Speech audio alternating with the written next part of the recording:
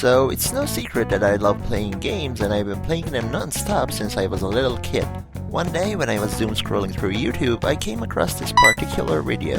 It seemed fun, so I clicked on it, but little did I know it was about to change my life. I had so much fun watching that video that I went ahead and watched the rest of his videos.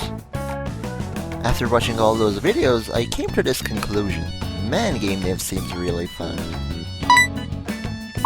And that's where it all began. My mind was made up, I was gonna make my own game. But there was a teeny tiny bit of a problem. I had no idea how to make games. Before that, I thought all games were brought to us by Santa. But it turns out there are actually people out there spending a lot of time and effort to make those things. Really cool people. Anyways, after doing a little bit of research, I found out the first thing that I had to do was choose a game engine. There were 3 major game engines to choose from. Unreal Engine, which is a powerful game engine mainly used to make 3D games with absolutely gorgeous graphics. But I didn't think my tiny brain could process 3D and gorgeous graphics yet, so that was out of the question. My other choice was Unity, but unfortunately I couldn't install it for some reason, so I couldn't use that. And my last and only choice was none other than Godot. Godot? Yeah, that. Godot is a free game engine used to make 2D and 3D games which is available on Steam. So I went ahead and installed it, created a new project, and what the fuck? I did a little bit more research and I found out that in order to make games you have to learn coding. So? Oh, that's how it works.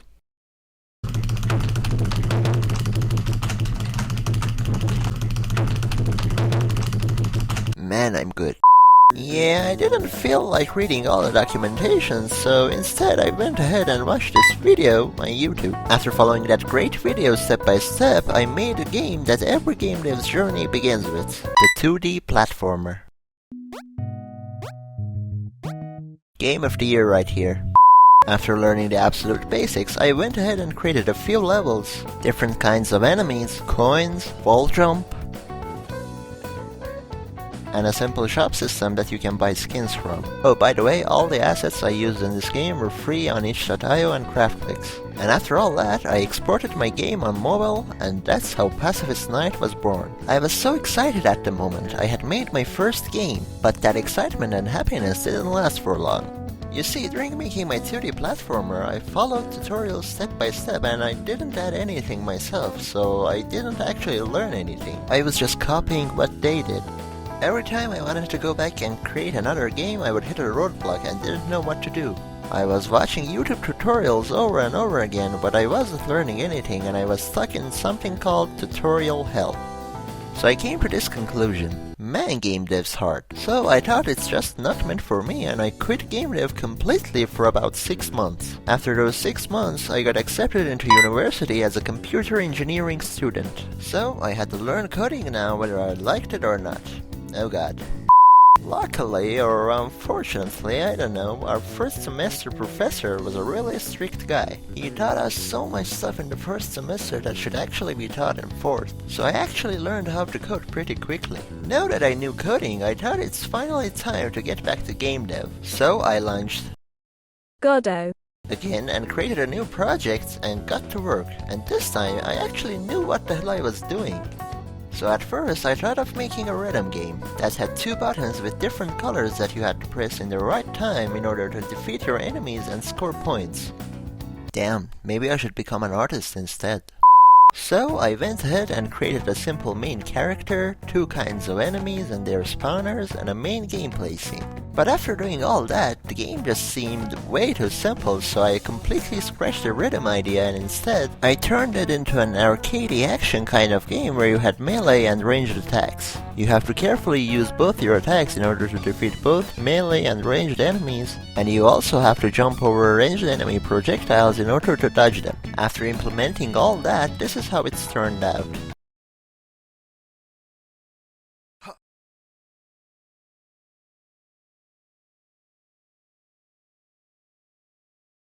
Game of the year right here. After finishing the main gameplay loop, I added a simple score system and a simple currency system. Now that we had coins in the game, it was finally time to add some upgrades. So I went ahead and created a shop that you could buy simple upgrades like attack speed, double jump and HP upgrades and stuff.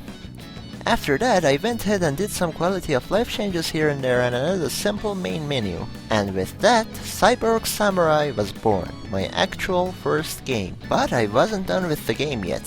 For the next few weeks, whenever I had time, I added new stuff to the game. So, I made a YouTube short and asked you guys for ideas to add to my game. First up, just as Dreamkiller suggested, I went ahead and added boss fights to the game and changed the gameplay loop a bit.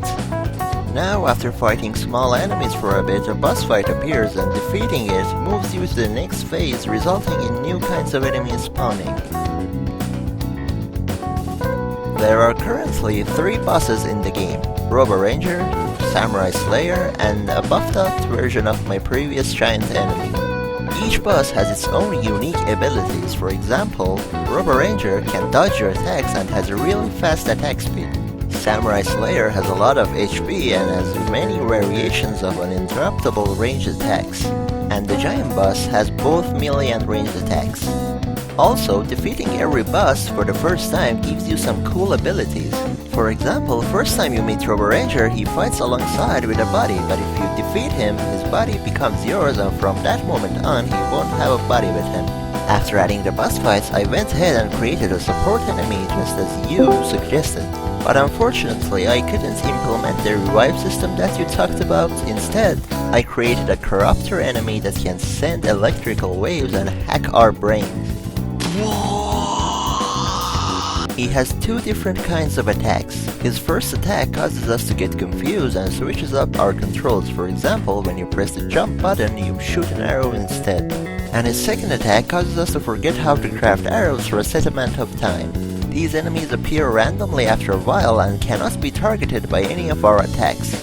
I also added these new spider enemies that can only be hit by melee attacks. After adding those new cool stuff, I went ahead and added some quality of life changes. First up, I changed the main menu a bit and added some cool shader effects and animations to it.